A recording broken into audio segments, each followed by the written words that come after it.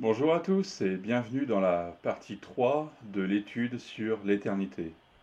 Alors, après avoir vu ensemble une introduction sur l'éternité et notamment aussi cette nécessité d'être prêt à entrer dans cette éternité, nous avons aussi vu ce qu'il se passe au moment de la mort. Et bien, il est temps d'aller plus loin. Il est temps de parler de ce qu'il se passe après la mort. Alors, nous avons vaguement effleuré qu'il y avait après la mort deux destinations. Et aujourd'hui, nous allons nous concentrer sur la première, c'est-à-dire le Saint d'Abraham, plus connu sous le nom de paradis. Que Dieu vous bénisse au travers de cette vidéo. Alors, nous avons vu qu'après la mort terrestre du corps, il y a encore une vie. Souvenez-vous que j'ai mentionné notamment les expériences de mort imminente qui disent que finalement, après la mort, il y a quelque chose. La vie continue.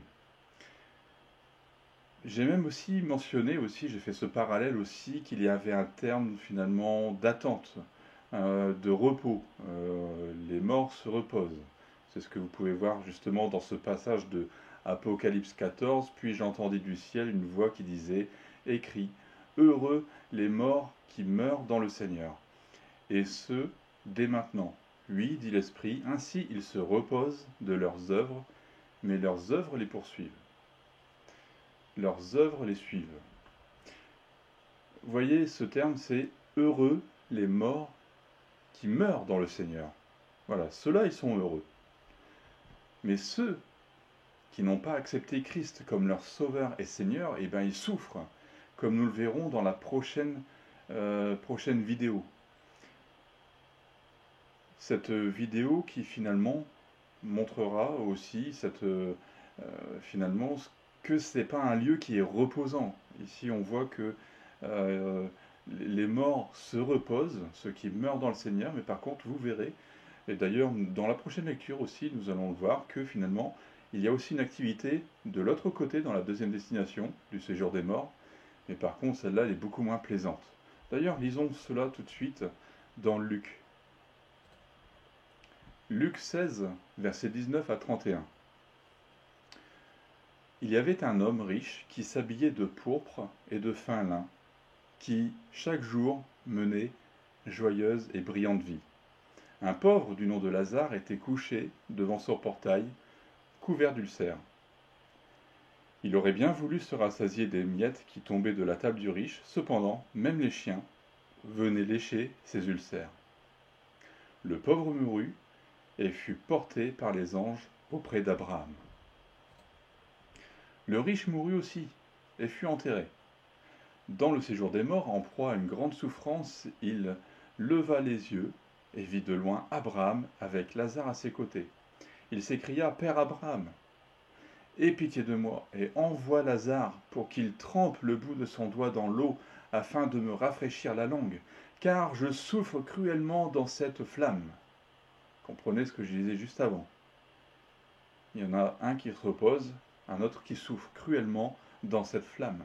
Abraham répondit, Mon enfant, souviens-toi que tu as reçu tes biens pendant ta vie et que Lazare a connu les maux pendant la sienne. Maintenant, il est consolé ici et toi, tu souffres.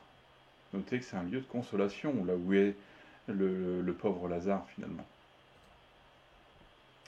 De plus, il y a un grand abîme entre nous et vous, afin que ceux qui voudraient passer d'ici vers vous ou de chez vous vers nous ne puissent le faire. Le riche dit, Je te prie alors, Père, d'envoyer Lazare chez mon Père, car j'ai 5 frères. C'est pour qu'ils les avertissent, afin qu'ils n'aboutissent pas eux aussi dans ce lieu de souffrance. Abraham lui répondit, Ils ont Moïse et les prophètes, qu'ils les écoutent. Le riche dit, Non, Père Abraham, mais si quelqu'un vient de chez les morts vers eux, ils changeront d'attitude. Et Abraham lui dit alors, S'ils n'écoutent pas Moïse et les prophètes, ils ne se laisseront pas persuader même si quelqu'un ressuscite.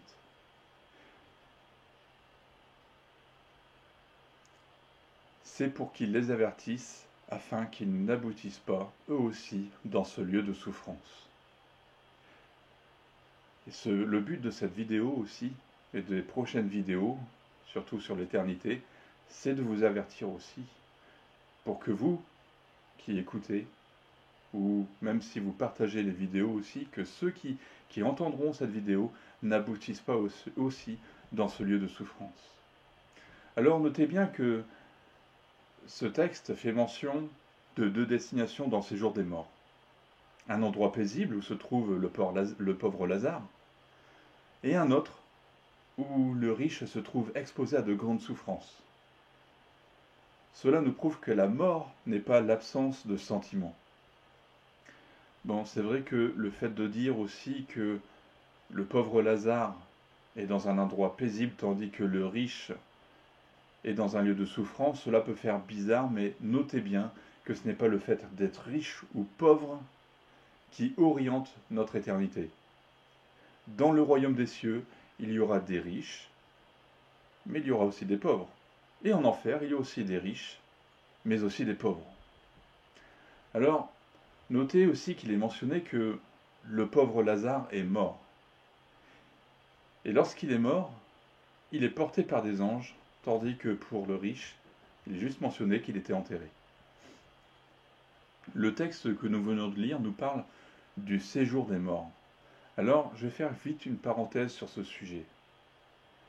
Nous avons lu qu'il y a deux destinations dans le séjour des morts. Et en effet, le séjour des morts est divisé en deux parties. Nous avons le sein d'Abraham, plus communément appelé sous le nom de paradis, c'est-à-dire c'est le lieu finalement où se trouvaient tous les croyants morts avant l'ascension de Jésus au ciel.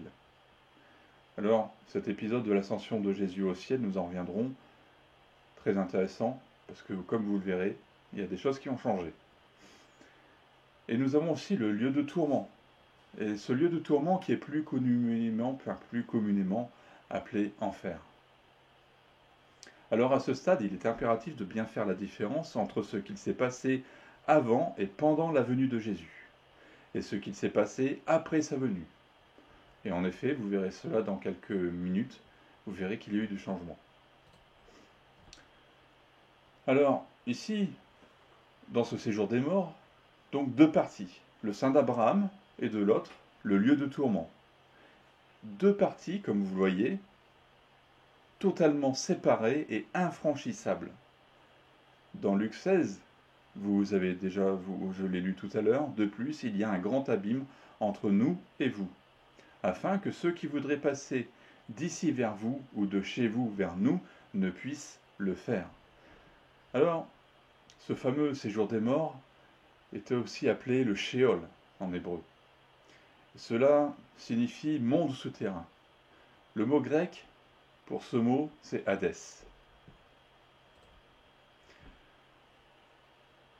Que pouvons-nous apprendre sur cet endroit?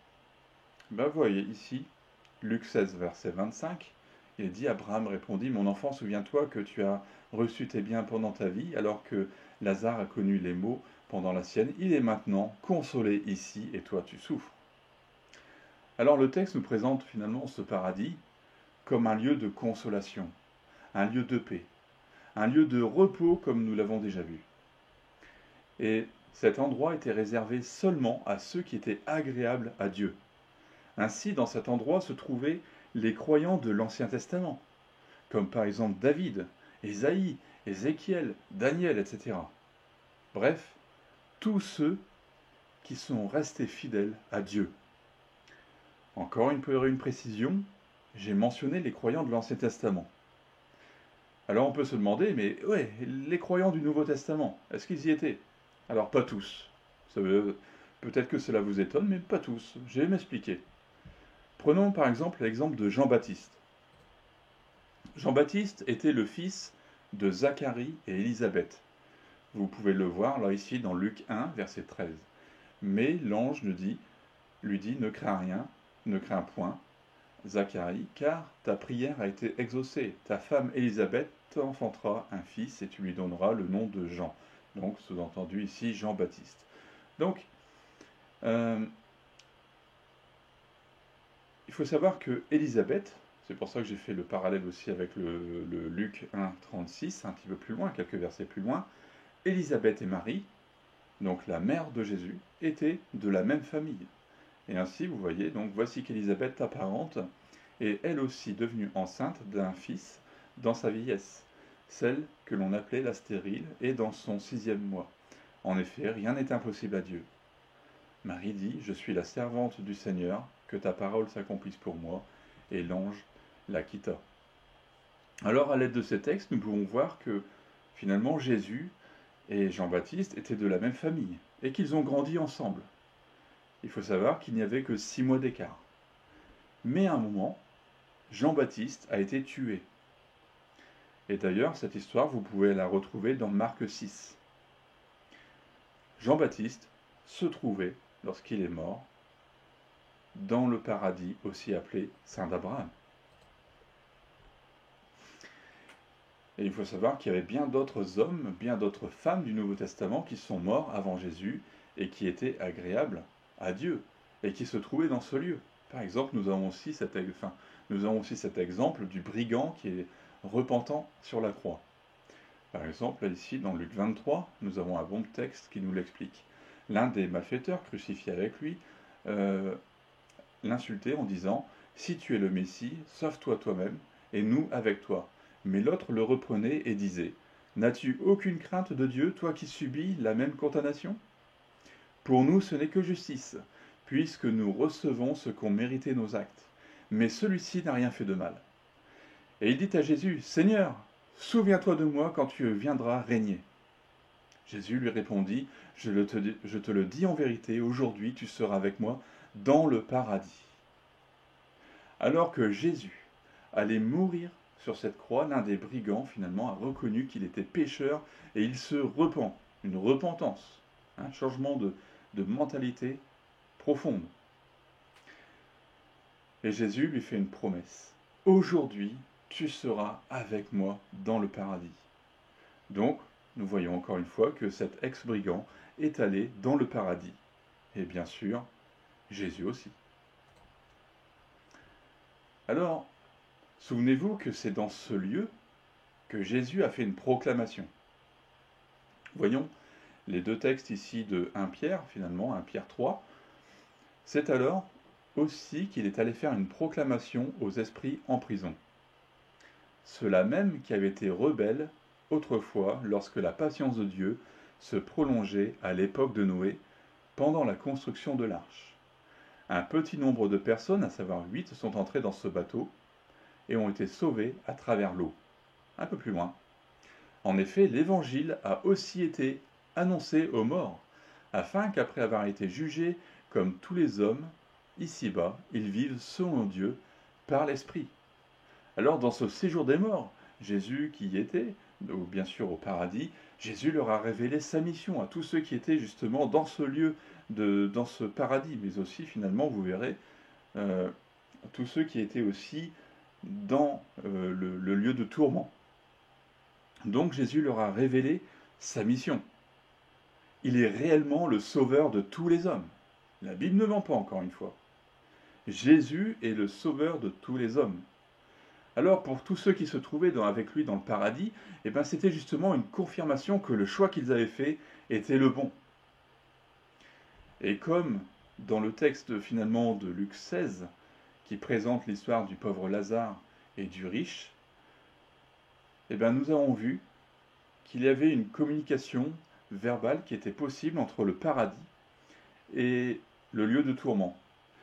Et pour ceux qui se trouvaient dans ce terrible lieu de tourment, c'était la confirmation finalement que leur choix était un mauvais choix. Et que ce choix allait durer malheureusement pour toute l'éternité. Et l'éternité, c'est très long. Alors, après avoir passé 3 jours dans cet endroit, Jésus ressuscite et part vers son Père. Incroyable, hein ? Lisons, Jean 20, verset 17. Jésus lui dit « Ne me retiens pas, car je ne suis pas encore monté vers mon Père, mais va trouver mes frères et dis-leur que je monte vers mon Père et votre Père, vers mon Dieu et votre Dieu. » Alors, je vous pose la question, où se trouve Dieu ? Alors, nous l'avons déjà vu dans le cours au commencement Dieu, eh bien, Dieu est au ciel. Et d'ailleurs, le psaume 115 nous le dit, notre Dieu est au ciel et il fait tout ce qu'il veut. Alors, il y a bien d'autres versets dans la Bible qui disent justement que Dieu est au ciel. Je ne les ai pas tous notés, mais voilà. Dieu est au ciel et Jésus est monté au ciel. Il est monté vers son Père. Donc Jésus est monté au ciel. Et c'est lui finalement qui a inauguré une nouvelle route, une nouvelle destination pour tous ceux qui mourraient par la suite. Avant Jésus, personne n'est monté au ciel, d'accord? Ça c'est très important. Avant Jésus, personne n'est monté au ciel. C'est Jésus qui a ouvert la route du ciel. D'ailleurs, le texte de Jean 3,13 nous le dit. Personne n'est monté au ciel, sinon celui qui est descendu du ciel, le Fils de l'homme qui est dans le ciel. Et ici, bien sûr, on parle de Jésus, le seul qui est monté au ciel. Mais, alors, une petite parenthèse, Enoch ou Élie, par exemple, ce sont deux personnes qui sont mortes d'une manière un peu différente, un peu mystérieuse, mais même eux, ils ne sont pas montés au ciel. Eux aussi se trouvaient finalement dans ce sein d'Abraham, dans ce paradis. Par exemple, ici, nous avons dans Genèse 5, Enoch marcha avec Dieu, puis il ne fut plus parce que Dieu l'avait pris. Donc voilà, une mort un petit peu mystérieuse. On ne sait pas comment cela s'est déroulé. Et on ne va pas extrapoler le texte pour inventer une doctrine là-dessus. Non. Et ensuite, 2 Rois, chapitre 2. Alors qu'ils continuaient à marcher tout en parlant, un char et des chevaux de feu les séparèrent l'un de l'autre, et Élie monta au ciel dans un tourbillon. Élisée regardait tout en criant « mon père, char et cavalerie d'Israël !» Puis il ne le vit plus. Il prit alors ses habits et les déchira en deux. Là aussi, encore une mort un petit peu finalement mystérieuse. Mais Élie et Enoch, finalement, étaient eux aussi dans le sein d'Abraham. Alors je termine. Ce texte finalement de Jean 3,13 nous dit que Jésus est au ciel. Et nous avons aussi bien d'autres textes qui nous disent que Jésus est au ciel. Par exemple, nous avons ce texte de Acte 7, où il nous est dit « Mais Étienne, rempli du Saint-Esprit, fixa les yeux vers le ciel et vit la gloire de Dieu, et Jésus, debout à la droite de Dieu. Et il dit « Je vois le ciel ouvert et le Fils de l'homme debout à la droite de Dieu. » Alors, lorsque Jésus est monté au ciel, eh ben, il a emmené avec lui tous ceux qui se trouvaient dans le sein d'Abraham, aussi appelé paradis. Tous ceux qui étaient dans ce lieu sont montés avec Jésus. Preuve, Éphésiens 4. C'est pourquoi il est dit. Il est monté sur les hauteurs. Il a emmené des prisonniers. Ici, on parle justement de ceux qui étaient finalement dans ce lieu, dans ce sein d'Abraham. Il a emmené les prisonniers. Il a fait des dons aux hommes. Or, que signifie il est monté sinon qu'il est d'abord descendu dans les régions les plus basses de la terre? Et là, on parle de sa mort. Il est descendu dans le sein d'Abraham. Nous avons donc, avant de rester finalement dans ce lieu, finalement, avant de monter, il est resté 3 jours dans le séjour des morts, dans cette partie qui est appelée aussi paradis. Il faut mentionner que Jésus est le seul chemin qui mène au Père. Jean 14,6 nous dit que Jésus dit « Je suis le chemin, la vérité et la vie. On ne vient au Père qu'en passant par moi. » Jésus est le chemin. Aujourd'hui, finalement, le chrétien qui a accepté Jésus comme son sauveur et comme son Seigneur et qui meurt, eh bien, il va au ciel maintenant. C'est pourquoi nous pouvons avoir de nombreux textes qui disent que lorsqu'un chrétien meurt, on va au ciel. Et d'ailleurs, nous avons ici l'apôtre Paul qui a fait une très belle déclaration dans Philippiens 1, et versets 23-24, qui nous dit « Je suis tiraillé des deux côtés. J'ai le désir de m'en aller et d'être avec Christ, ce qui est de beaucoup le meilleur. Mais à cause de vous, il est plus nécessaire que je continue à vivre ici-bas. » Alors, Sincèrement, j'espère que c'est aussi votre désir. Moi, personnellement, je sais où je vais. Il suffit que je meure maintenant, je sais très bien que je vais dans la présence de Jésus, dans la présence du Père. Je m'en vais au ciel, je le sais, j'en suis convaincu. Et vous? En êtes-vous convaincu? Si cela n'est pas le cas, je vous invite vraiment à un examen de votre cœur, un examen de votre conscience. Où en êtes-vous? Est-ce que vous marchez finalement par votre esprit ou est-ce que vous marchez par votre âme? Ce qui fait une grosse différence. Alors, sincèrement, j'espère aussi que c'est votre désir d'être avec Christ. Parce que finalement, si vous n'êtes pas avec Christ, comme vous verrez dans la prochaine vidéo, c'est une destination finalement qui est loin de lui, mais qui est terrible. Et cela pour l'éternité, un lieu de souffrance éternelle, éternellement. C'est pour ça que j'espère vraiment que votre désir, c'est d'être avec Christ. Parce que cette destination avec Christ, elle vaut tout l'or du monde. Sincèrement, oubliez tous les attraits, tout ce que le monde peut vous apporter à côté, mais concentrez-vous sur Jésus, c'est le plus important. Alors sincèrement, j'espère que cette vidéo vous a fait réfléchir, en attendant finalement de voir ce qu'il se passe dans la deuxième destination. Si cette vidéo vous a béni, je vous invite à la partager. N'oubliez pas non plus de vous abonner pour recevoir la notification de la suite de cette vidéo. Ne vous inquiétez pas, c'est gratuit. Que Dieu vous bénisse et à bientôt.